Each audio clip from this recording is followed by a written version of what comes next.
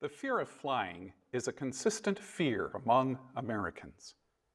And the number one anxiety for passengers who do board commercial airliners is turbulence, according to Patrick Smith, a commercial airline pilot who flies Boeing 757s and Boeing 767s.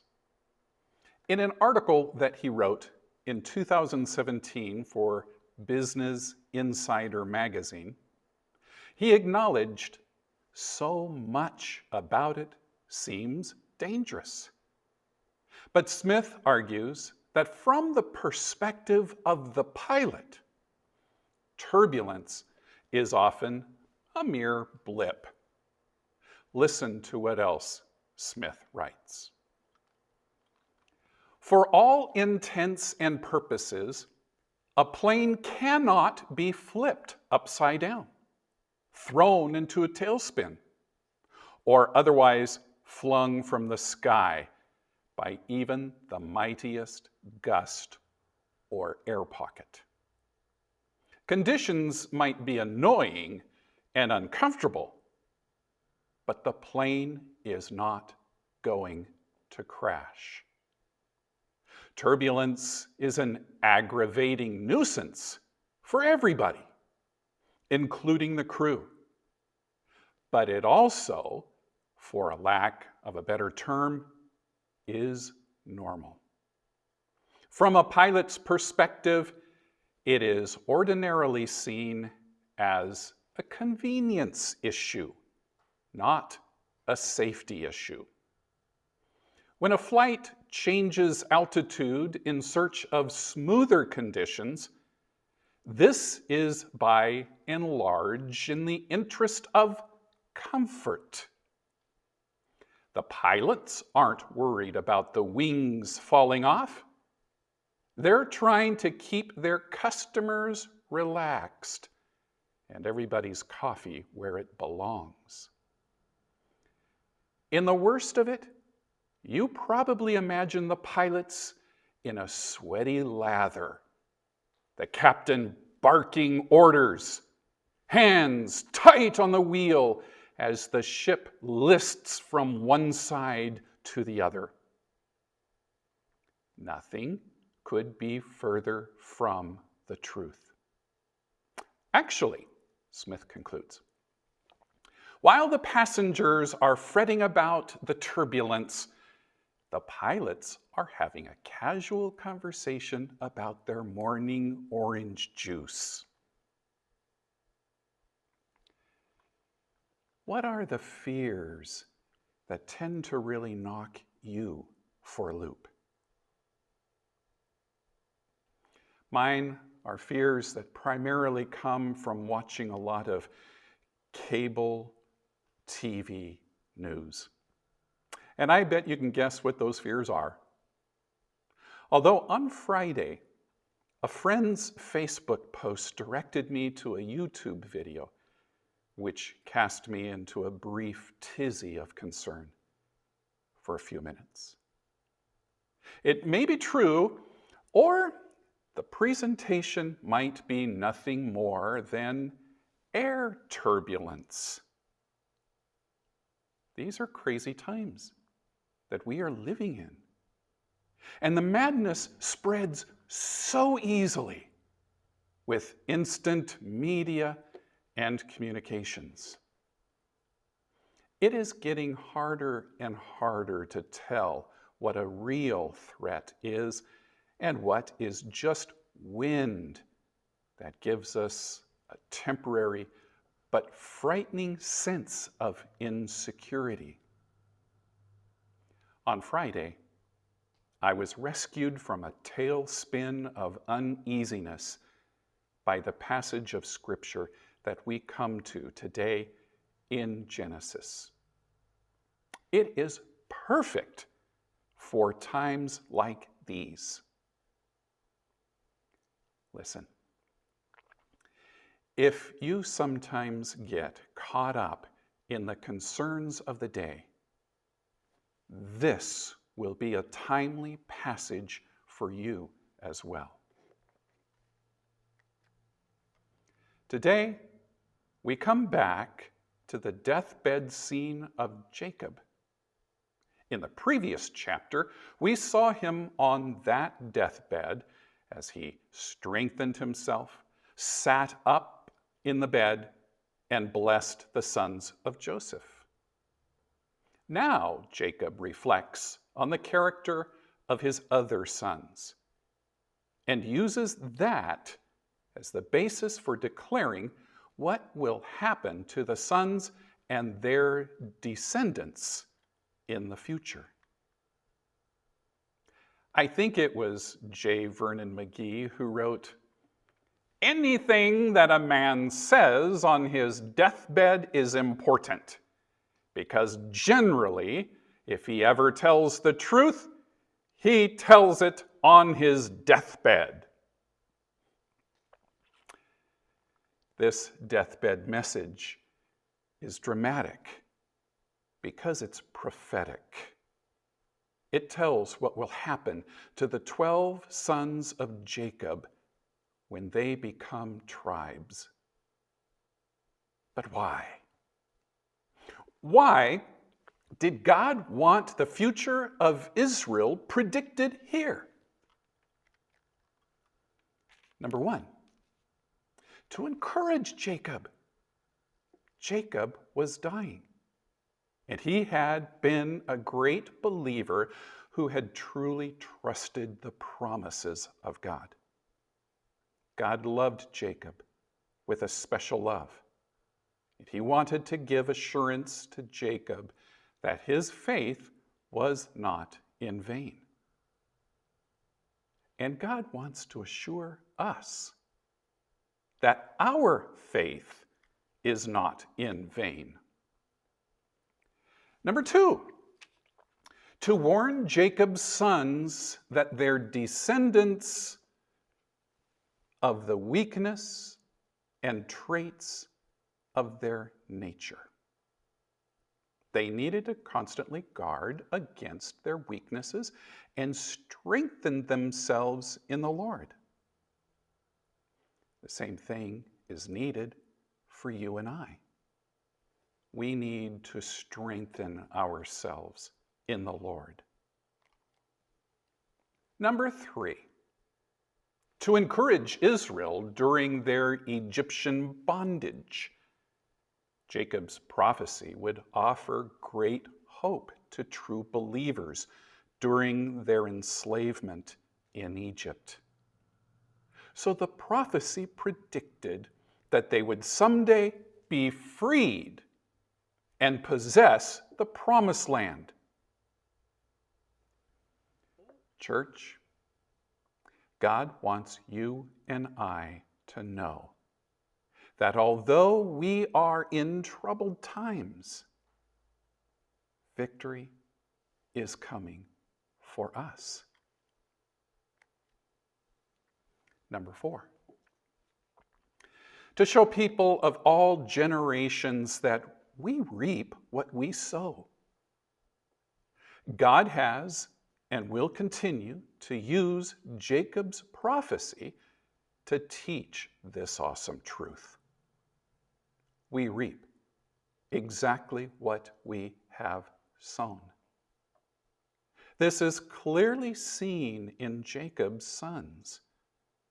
The blessings each received was based upon what he had sown on earth.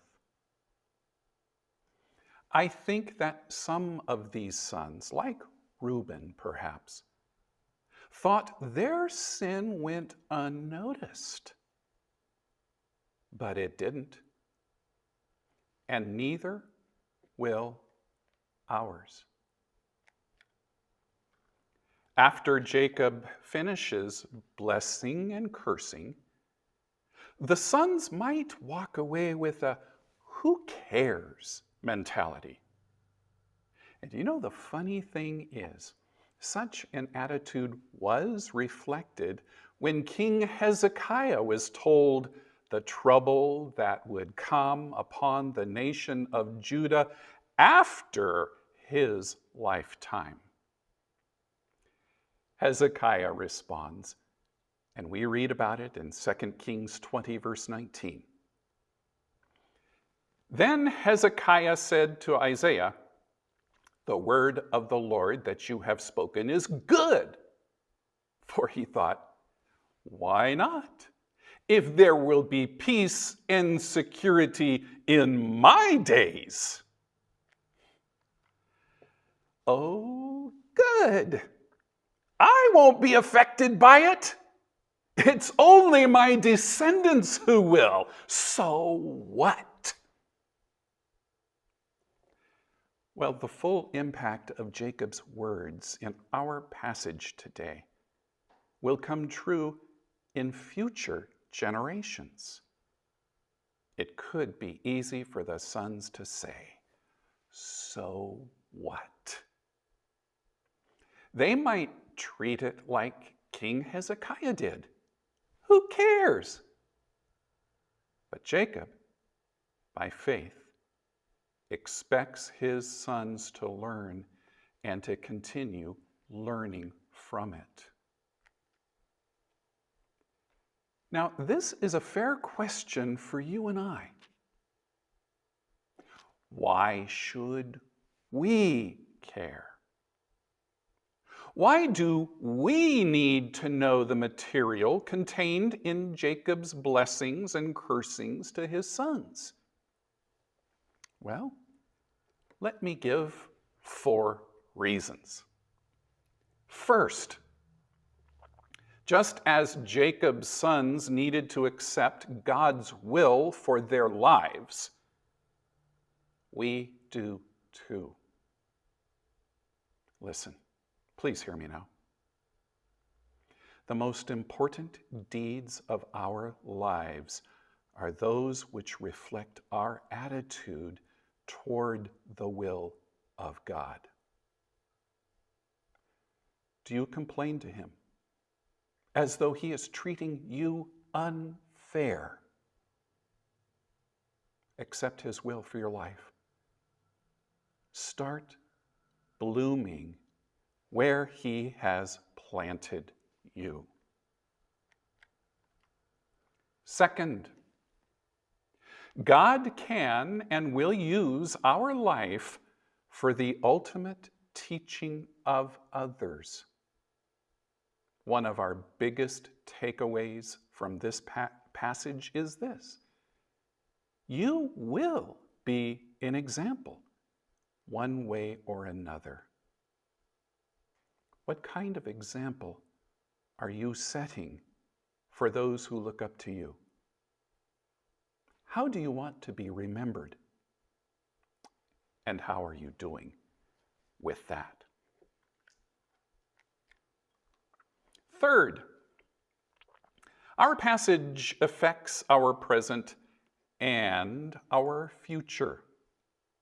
Jacob blessed each of his sons and then made a prediction about each one's future. The way the men had lived played an important part in Jacob's blessing and prophecy. Fourth, in the daily cares of life, we lose sight of the wonder of God. Such passages of Scripture as this helps us to recapture that wonder. We should spend a moment in meditating on the grandeur of God as we see God's future for Israel through a large overview, which is now history to us. This serves as a strong reminder of God's complete control. So let's read now the first 4 verses from our passage, Genesis 49, verses 1 through 4. Then Jacob called his sons and said, "Gather yourselves together, that I may tell you what shall happen to you in the days to come. Assemble and listen, O sons of Jacob. Listen to Israel your father. Reuben, you are my firstborn, my might, and the firstfruits of my strength, preeminent in dignity and preeminent in power. Unstable as water, you shall not have preeminence. Because you went up to your father's bed, then you defiled it. He went up to my couch. As the firstborn, Reuben bore the potential for excellence and the opportunity for leadership. By all earthly rights, he was to excel in honor and authority over the family after Jacob's death. But Reuben did not have the inward discipline and character to manifest that opportunity. Reuben's privileges were great. He was born with a silver spoon in his mouth. He had position, prestige, and power. But privileges will be lost when character is lacking. He was as unstable as water.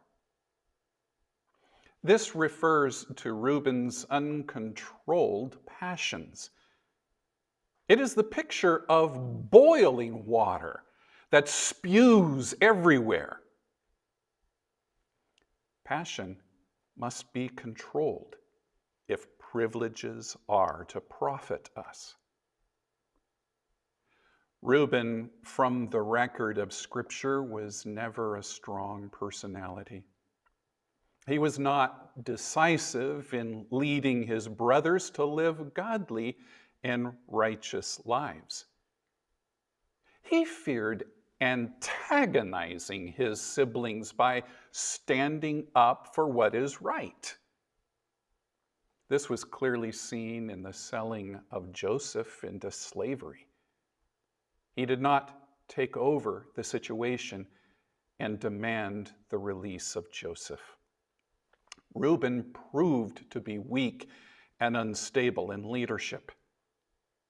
And apparently, this trait was to carry over into his descendants. The history of Israel shows that he never did excel. The prophecy was proven to be precisely true. You see, when Korah and his men rebelled against Moses, inciting rebellion among 250 of the nation's leaders, Korah's men who helped him lead the rebellion were Reubenites. In Judges 5, when Deborah and Barak called on the troops of all the tribes to fight Sisera, one tribe is said to have been indecisive. And they did not bother. Judges 5:15. It was the Reubenites. Then in Numbers 32, the tribe noticed the wonderful pasture land for their flocks on the east side of the Jordan, so they did not cross the Jordan River into the promised land with the other tribes. In Joshua 22, we see how they showed a lack of godly discipline by helping to erect a false place of worship. Listen, the tribe was never important in the history of Israel and never produced a leader of any stature whatsoever for the nation. In his life, Reuben appeared to be absent. In the generations of descendants of his, they proved to be absent. The first three sons of Jacob were a source of grief to him. And next we come upon two sons who followed Reuben as next in birth order. They were brothers by relation and brothers by behavior. Genesis 49, verses 5 through 7. Simeon and Levi are brothers. Weapons of violence are their swords. Let my soul come not into their counsel. O my glory, be not joined to their company. For in their anger they killed men, and in their willfulness they hamstrung oxen. Cursed be their anger, for it is fierce, and their wrath, for it is cruel. I will divide them in Jacob and scatter them in Israel. Simeon and Levi were guilty of anger and violence in their unrestrained massacre of the Shechemites, Genesis 34. It was right to avenge the raping of their sister Dinah, but it wasn't necessary to wipe out innocent people, just to gratify their desire for revenge. This was not righteous indignation, but a loss of temper. The attitude and conclusions of Simeon and Levi were not attitudes that contribute to ending a problem, but attitudes that would only enlarge a problem. They took delight in abusing animals when destroying Shechem. These two boys were scoundrels. Jacob really denounced them severely. We as humans are often prone to this kind of a solution. It is only as we are submitted to God that we can clearly discern solutions instead of enlarging conflicts. Here, the two brothers learn what God thinks of their action. Listen, we must be careful that none of our actions are based only on revenge. God does not cut them off from any part of the promised inheritance.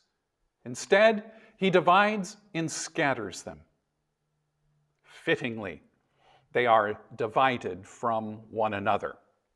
The tribe of Simeon got swallowed up by the tribe of Judah.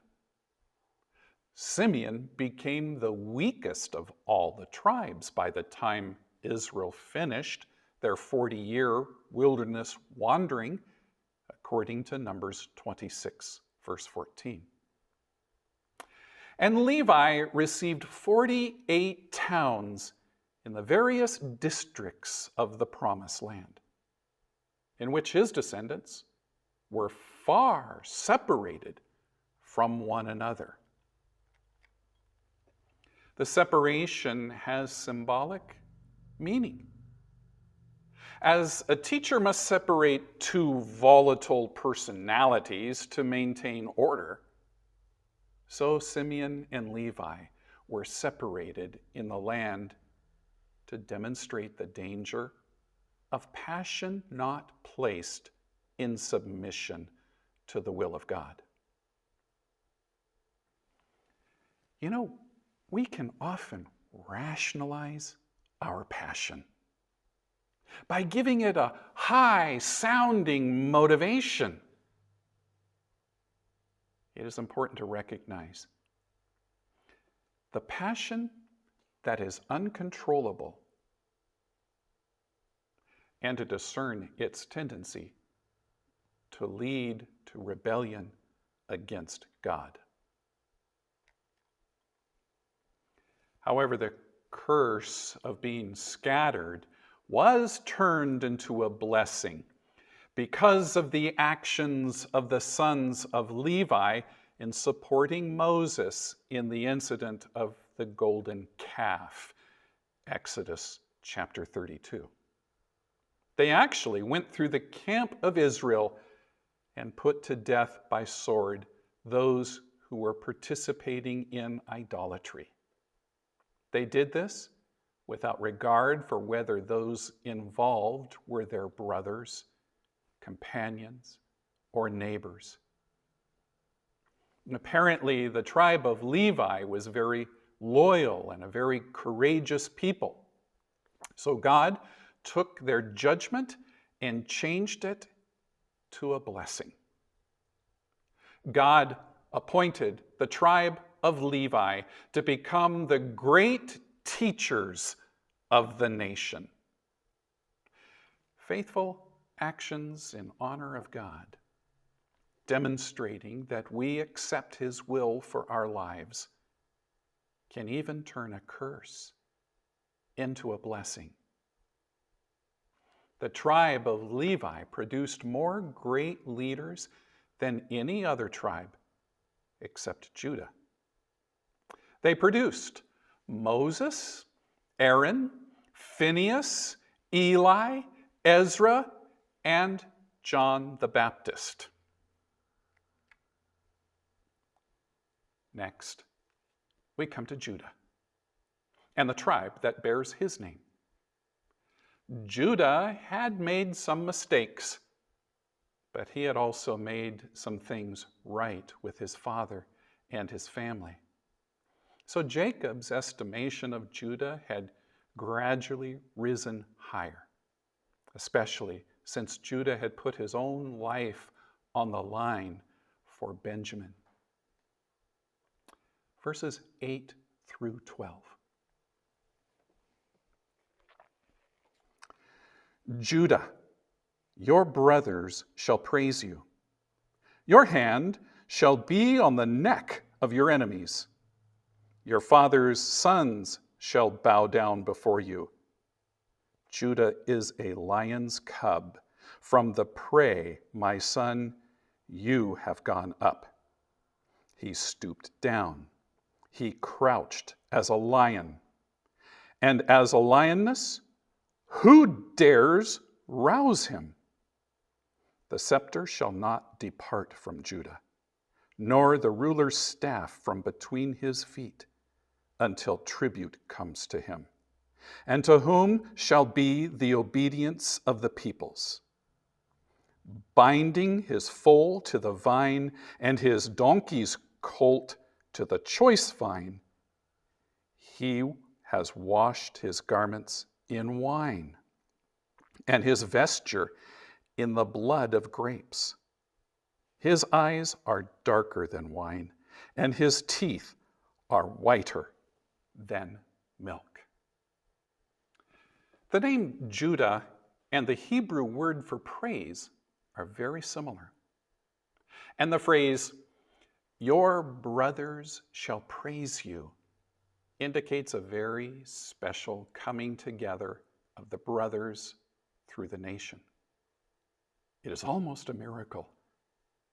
All the tribes shall be united in praise to Judah and be glad in it.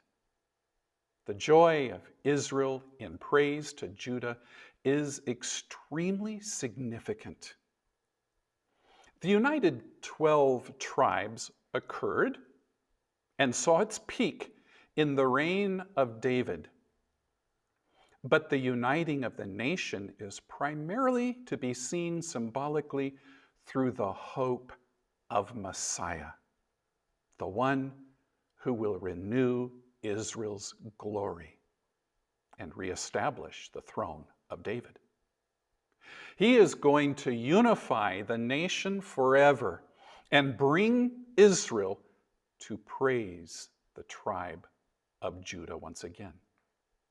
But not only shall Israel unite in praise to the great Son of Judah, the whole earth is going to praise him.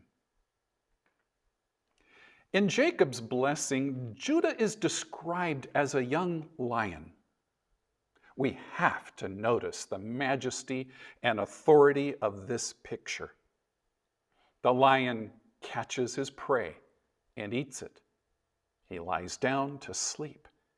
And who would rouse him? He has no fear, and he is in total control, even when he sleeps.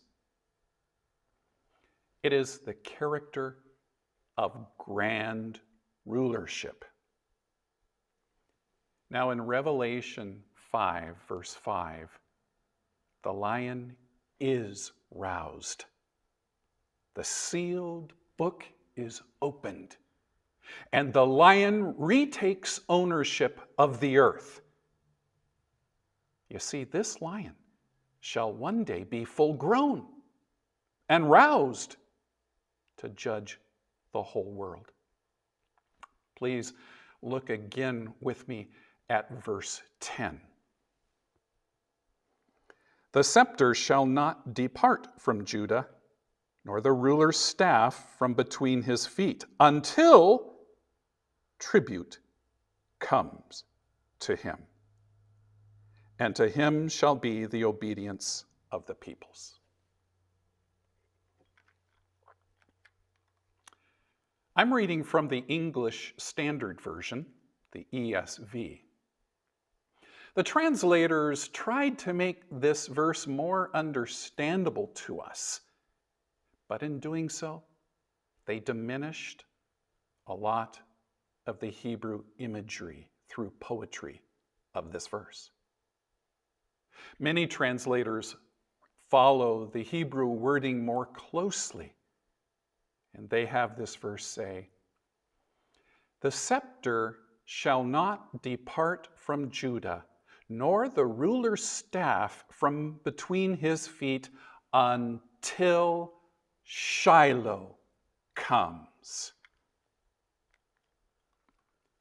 Boy, do I wish the ESV translators kept that. What they have here is correct. Shiloh most literally means he whose right it is. The scepter shall not depart from Judah until he whose right it is comes. And the ESV translators tried to smooth all of that out into our English language for us.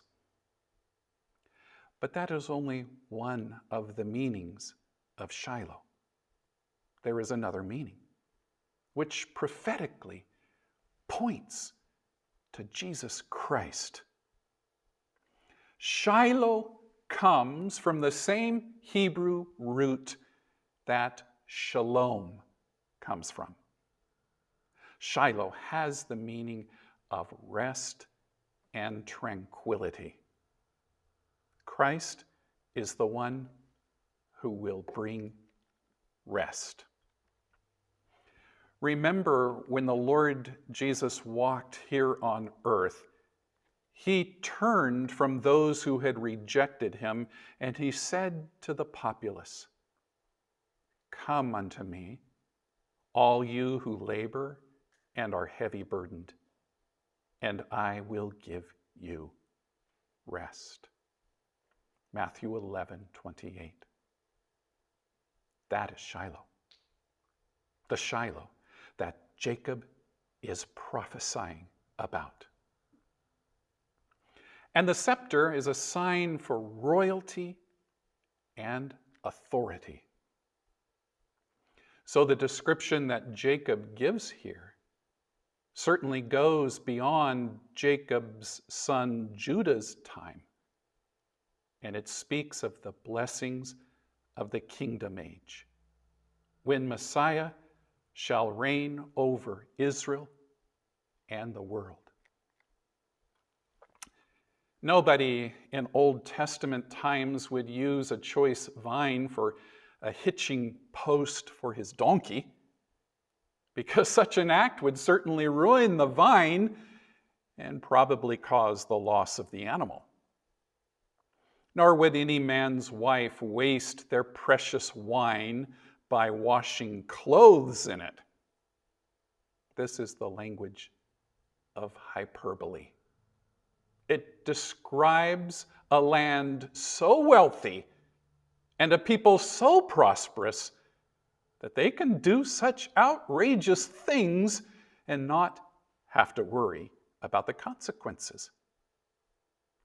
Jesus' miracle of changing water into wine in John chapter 2 was an announcement that Messiah had come and a foretaste of things to come. During the kingdom age, when Messiah reigns, people will enjoy health and beauty because the devastating enemies of human life will have been removed.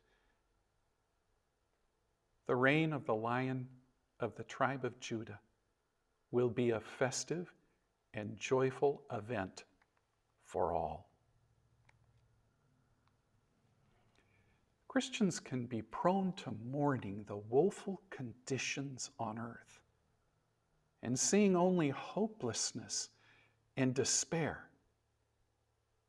In a time when humans are often in despair with the evil conditions of the world, we are left without explanation for the inhumanity that exists. So let this prompt you to take a moment and reflect on God's great plan and know that there is a Lion of the tribe of Judah whose kingdom is coming, and it will prosper by his great strength. But for now, let's move on to the next two tribes. Zebulun and Issachar are often mentioned together throughout the Old Testament. Verses 13 through 15. Zebulun shall dwell at the shore of the sea. He shall become a haven for ships, and his border shall be at Sidon. Issachar is a strong donkey, crouching between the sheepfolds. He saw that a resting place was good, and that the land was pleasant, so he bowed his shoulder to bear, and became a servant at forced labor. Zebulun is seen as one who sets his eye to the sea. Zebulun was to be enriched by sea-borne trade. While not directly on the Mediterranean coast, the tribe of Zebulun was assigned land close enough to the sea to make the transport of goods profitable for the people of their tribe. Zebulun was located on an important route that carried merchandise from the coast to the Sea of Galilee and to Damascus. Issachar is a strong donkey whose strength gets used only as a beast of burden. Issachar's blessing is a condemnation. It pictures one who is strong becoming a servant for payment. Issachar was strong, but he became bound. He was willing to sacrifice freedom and independence in order to enjoy all the comforts of life. A sure way to destroy yourself. The people of the tribes of Zebulun and Issachar turned to material wealth. They enjoyed the abundance of treasures from land and sea. They worshiped at the altar of material gain. The portrait of Zebulun and Issachar speaks volumes to a culture like ours. Issachar is a donkey, a beast of burden. He values his possessions and his ease so much that it cost him his liberty. He will give away the control of his life in order that he may suck up all the treasures of the land. Doesn't that sound like a people who willingly bind themselves to the debt of credit cards and loans so they can enjoy immediate pleasures? This is a picture of a group of people who lost understanding of priority. Being so in love with material gain and ease, and thinking they knew about value, they lost sense of that which is truly valuable. American Christians are always vulnerable to valuing a life of materialism and ease above a spiritual relationship with God. Verses 16 through 18.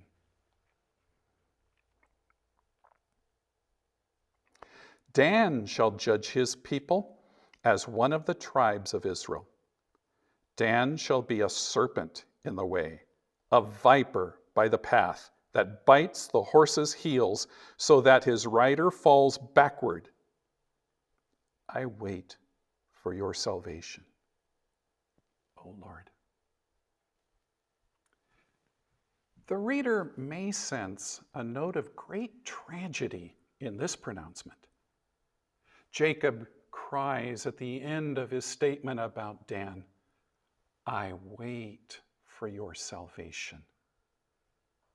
In addition, the tribe is connected to the image of a viper or a snake. Somehow there would be a digression in the tribe from being those who bring justice to people to those who act as a viper. One of the most famous judges in the Bible, Samson, was a Danite. He did not seem to care much at all about justice.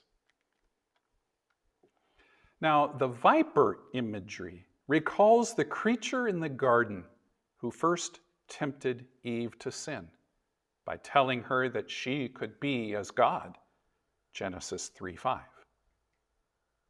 Here is the first indication of the corruption of the nation's worship. Dan would be at the heart of the corruption of worship for Israel. In Judges 18, the children of Dan accepted an idol as a part of worship, and they built a center of worship for it. Then later in the history of the nation, Jeroboam, the first king of the northern kingdom, institutionalized idolatrous worship. He set up a calf of gold to be worshipped at Dan. So Dan was central to the pollution of the entire worship life of the nation. Jacob's cry for the salvation of God may be a prophetic view of the horror of corrupted worship in the nation. In the book of Revelation, there is a listing of the tribes of Israel, stating the number from each tribe that shall be protected in the last days. Sadly, Dan is not included among them. Revelation 7, Verses 4 through 8 gives that list. The prophet Amos in Amos 8:14 tells us their elimination is connected to their corrupting the nation's worship. Jacob's comments about Dan speaks to us about the seriousness of God concerning the worship of his people. It should give every Christian reason to ponder the seriousness of worship in his or her life. Listen. In an age which tends to trivialize worship and look upon it as merely a means of self-gratification or a way to feel good instead of a holy moment in which to approach God, a look at the life and tribe of Dan may be very enlightening. This may be a good time to consider the way that we approach worship. In what way do we value it? Is it more a focus on ourselves, trying to get God to pay attention to us?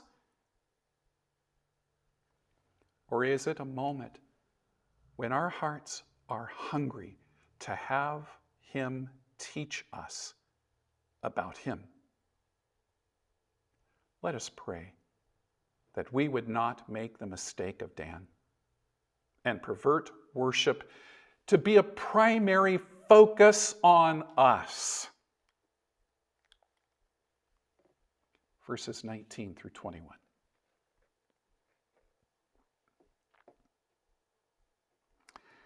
Raiders shall raid Gad, but he shall raid at their heels. Asher's food shall be rich, and he shall yield royal delicacies. Naphtali is a doe let loose that bears beautiful fawns. All three tribes disappeared after the fall of the northern kingdom.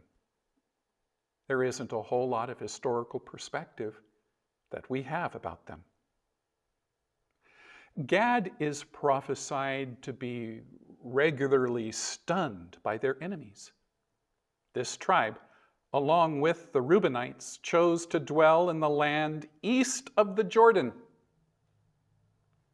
We do know that Gad was regularly attacked and were constantly fending off their enemies.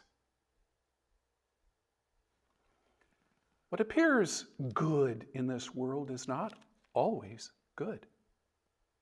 The land looked good to the tribe of Gad, but it was lurking with enemies that were going to be constantly attacking their people. There are places on this earth with their bright lights, pleasures, possessions, power, position, and fame that appear good and appeal to us, especially as an ideal place to live. But if we are not careful, they may be filled with enemies, enemies that will steal our souls and destroy us. We always need to follow God's will and not ours. Asher shall dwell in a part of the land that produces great abundance. Their inheritance in the promised land was the lowlands of Carmel, one of the best parts for producing great harvests. This part of the land provided much of the food for King Solomon, 1 Kings 5, verse 11. Naphtali would be like a doe or a deer let loose. The picture seems to be that of a tribe let loose, bouncing over the hills, full of joy, singing the songs of victory and freedom. It suggests a free-spirited people who were not bound to tradition. Now, the longest blessing was reserved for Joseph. Jacob could not help but speak much about Joseph, his favorite and best son. Verses 22 through 26. Joseph is a fruitful bough by a spring. His branches run over the wall. The archers bitterly attacked him, shot at him, and harassed him severely, yet his bow remained unmoved. His arms were made agile by the hands of the mighty one of Jacob. From there is the shepherd, the stone of Israel. By the God of your father, who will help you, by the Almighty, who will bless you with blessings of heaven above, blessings of the deep that crouches beneath, blessings of the breast and of the womb. The blessings of your father are mighty beyond the blessings of my parents, up to the bounties of the everlasting hills. May they be on the head of Joseph and on the brow of him who was set apart from his brothers. Joseph would be fruitful, as seen in three ways. First, the energy for his fruitfulness was the well. Joseph was fruitful because he lived by the well of God. Second, the extent of his fruitfulness was branches going up and over the wall. Third, the evidence of his fruitfulness was everywhere. As a son in Canaan, as a slave in Potiphar's house, a prisoner in prison, or government official in the palace. Jacob used the image of archers to describe the suffering that Joseph experienced at the hands of his brother and his masters in Egypt. In Scripture, shooting arrows is used 6 or 7 times as an image of telling lies and speaking hateful words. Indeed, the archers shot mercilessly at the innocent young Joseph. But Joseph didn't shoot back. Joseph had many enemies, but he overcame them because his strength was in God.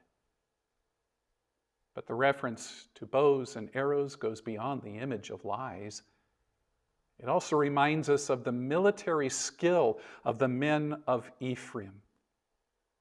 Victory in battle was experienced by Joshua, Deborah, and Samuel, all from the tribe of Ephraim. Verse 27.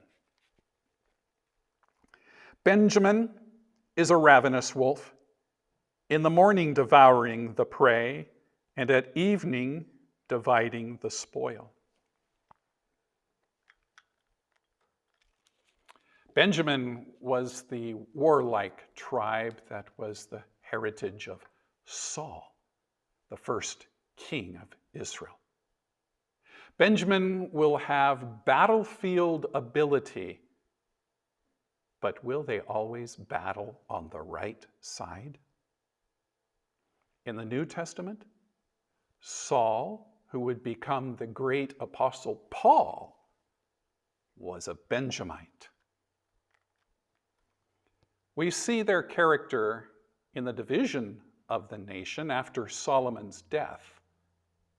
10 tribes secede and begin the northern kingdom.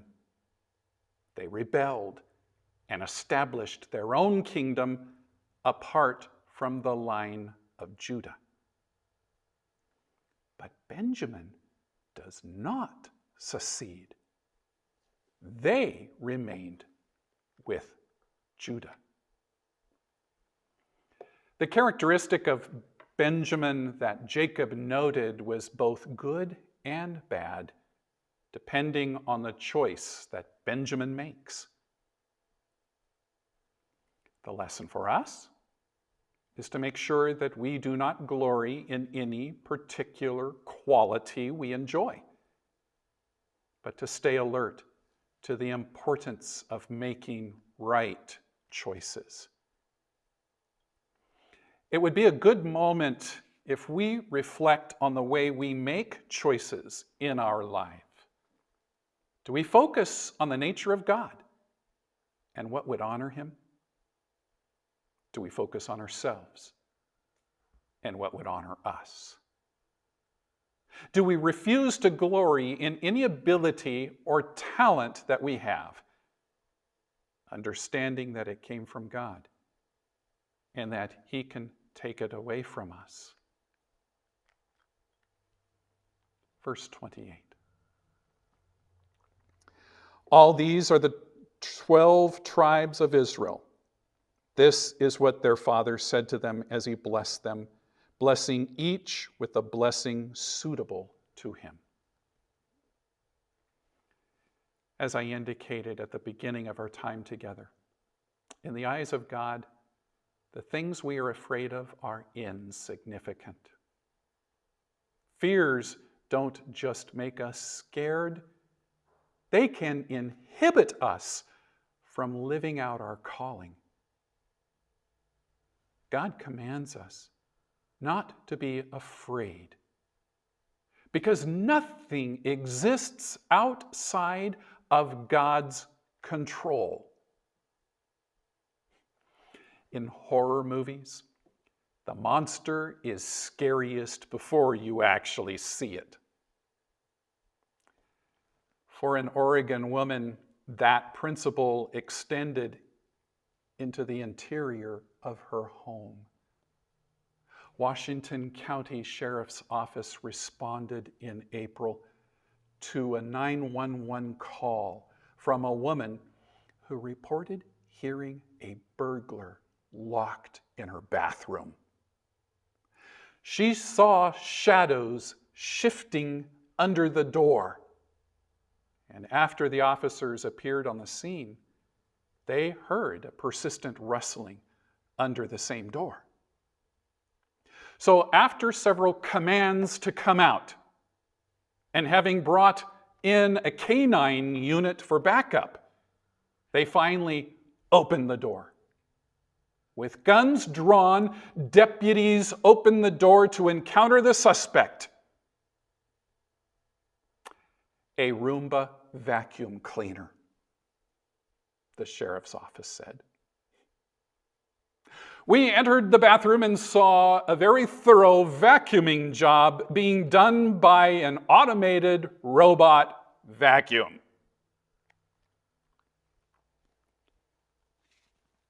In the eyes of God, the things we are so afraid of are just as insignificant. Fears don't just make us scared, they can inhibit us from living out our calling. You and I are on the right side of history. God commands us not to be afraid, because nothing exists outside of God's control.